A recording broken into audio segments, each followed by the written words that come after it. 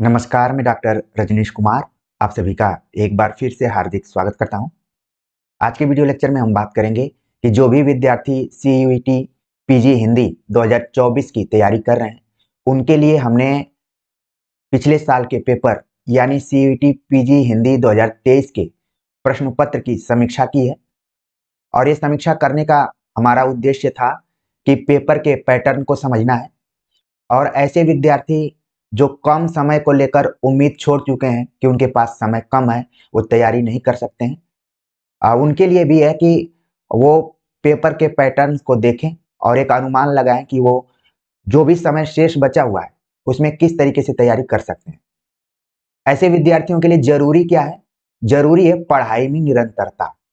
अगर आप आज से भी लग जाते हैं तो मेरे हिसाब से आप परीक्षा में बैठने लायक हो जाएंगे।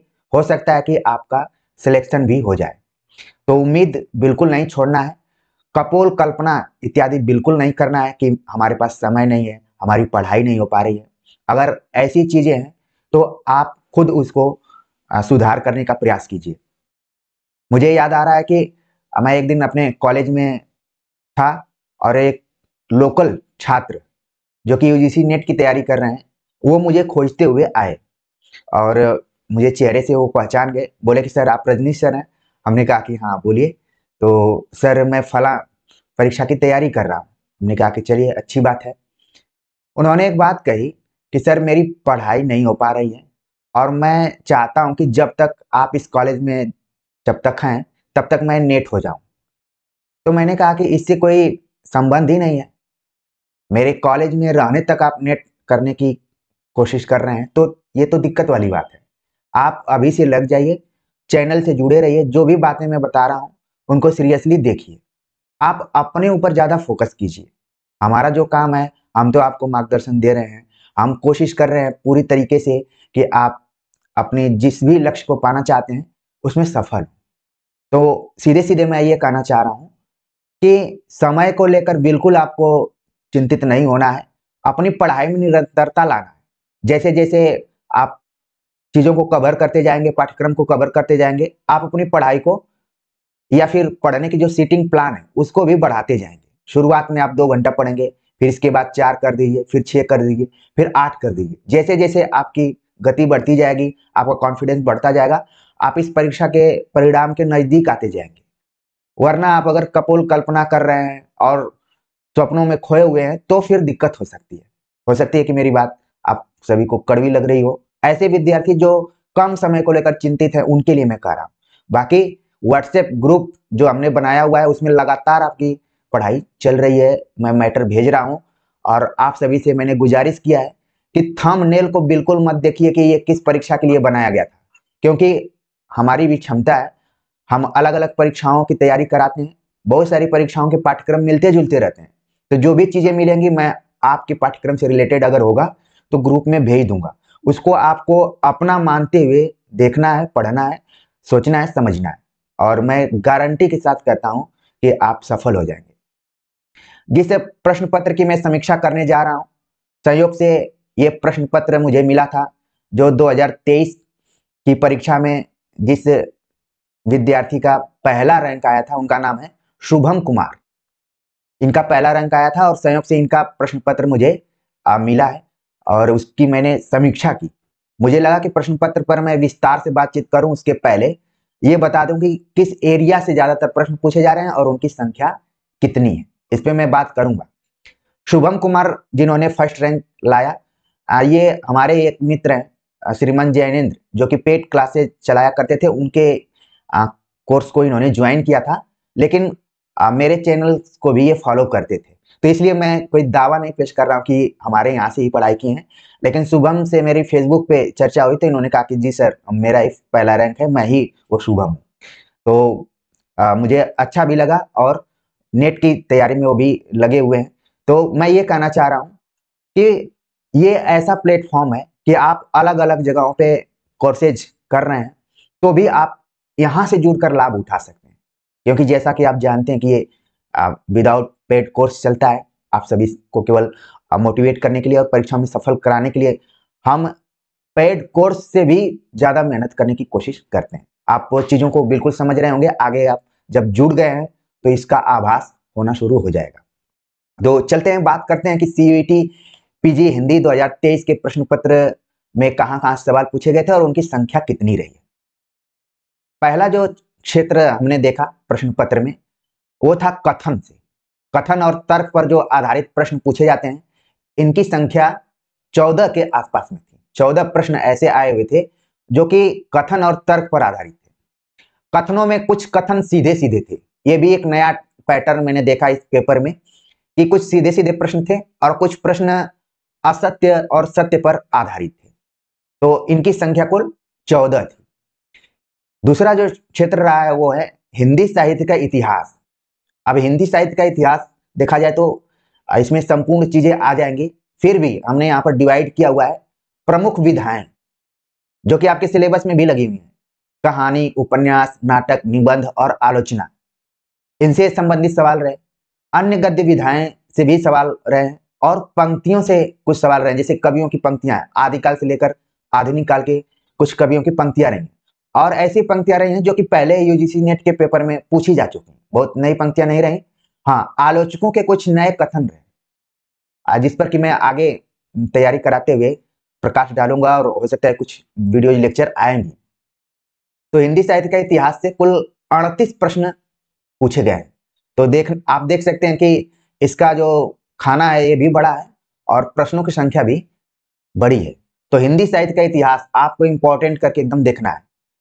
और आपके मन में आ रहा होगा कि ये कथन वाला हम कैसे कर पाएंगे, तो इसके लिए हमने वीडियोज बनाई हुई हैं और उसका लिंक मैं नीचे डाल दूंगा। और एक मैंने सीरीज चलाई हुई थी EMRS की परीक्षा के दौरान कि हिंदी के 75 प्रश्न, इनको भी आप देखिए, इसमें आपको कथन तर्क वाले प्रश्न मिल जाएंगे। ठीक है, आगे मैं बताऊंगा कि कथन और तर्क पर आधारित जो भी प्रश्न पूछे जाते हैं वो आपके प्रमुख विधाएं और आलोचकों के कथनों पर ही आधारित होती हैं। जो भी विमर्श इत्यादि चल रहे हैं, उनके जो भी सिद्धांत हैं, उनसे रिलेटेड प्रश्न यहाँ पर पूछे जाते हैं कथन और तर्क के आधार पर। तो इन दोनों पोर्शंस को आपको थोड़ा सा सीरियसली देखना है, क्योंकि कथन वाला जो प्रश्न आता है इसको देखते ही विद्यार्थी थोड़ा सा घबराने लगते हैं कि हमने रटने के लिए तो रट लिया, प्रकाशन वर्ष, रचनाओं के रचनाकारों को, विषय वस्तु को, पात्र योजनाएं सब रट लिया, लेकिन कथन और तर्क वाले जो प्रश्न होते हैं थोड़े व्यवहारिक लेवल पे होते हैं। जब तक आप थ्योरेटिकल ढंग से चीजों को नहीं समझे रहेंगे तब तक आप उसको सॉल्व करना कठिन है। हाँ, ये बात अलग है कि मान लीजिए जिस विकल्प को आप क्लिक कर रहे हैं या फिर रंग रहे हैं वो लक बाई चांस सही हो रहा है, क्योंकि परीक्षाओं में लक का भी थोड़ा सा रोल रहता है, इसको हम इग्नोर नहीं करेंगे।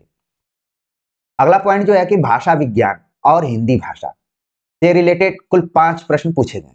ठीक है, तो अभी मैं व्हाट्सएप ग्रुप में भाषा विज्ञान से रिलेटेड बहुत सारी वीडियोज डाला हुआ था। उम्मीद है कि आप लोग उसको अपना मानकर देख रहे होंगे, क्योंकि मेरा जो काम है हम तो यहाँ से कर रहे हैं, लेकिन आप उसको कितना तन्मयता से देख रहे हैं, आत्मीयता से देख रहे हैं, ये बाद में आगे चलकर रिजल्ट बताएगा।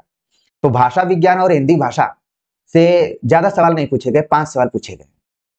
जनसंचार और प्रयोजन मूलक हिंदी से लगभग 4 सवाल पूछे गए। ठीक है, और जनसंचार पर भी हमने व्हाट्सएप ग्रुप में वीडियो लेक्चर डाले हुए हैं, आप वहां से देख सकते हैं। कहने का मतलब ये है कि आपको तैयारी करते हुए सबसे ज्यादा कथन और तर्क पर आधारित प्रश्नों को देखना है। हिंदी साहित्य का इतिहास A to Z यानी आदिकाल से लेकर अब तक का जो भी चल रहा है सन 2000, या फिर अगर कुछ नई रचनाओं को भी आप देख लेते हैं तो दिक्कत नहीं है, खासतौर से जो पुरस्कृत रचना है। ठीक है, तो इसमें ज्यादातर संख्या आप देख रहे हैं कि 38 सवाल यहाँ से पूछे गए, तो इनको आपको फोकस करना है। भाषा विज्ञान के बेसिक जानकारी को आपको बिल्कुल ध्यान में रखना है, ताकि कहीं से भी सवाल आ जाए कि अल्प प्राण, महाप्राण, ठीक है, और आपने ये भी पढ़ा होगा सघोष, अघोष, इस तरीके से आए, वर्ण, ध्वनियां, कितने वर्ण हैं, ये सब आप क्लियर करके रखें तो ज्यादा बेहतर रहेगा। कुछ भाषाविदों के जो भी परिभाषाएं हैं उनको भी आप ध्यान में रख सकते हैं। बहुत ज्यादा इसको लेकर घबराने की जरूरत नहीं है। स्वर ध्वनिया, व्यंजन ध्वनिया के जो उच्चारण स्थान है, यहाँ से भी बहुत सारे सवाल बनते हैं। तो बेसिक चीजें आपको देखनी है, इसके लिए आपको समझना पड़ेगा, रटना नहीं है, इसमें समझना है।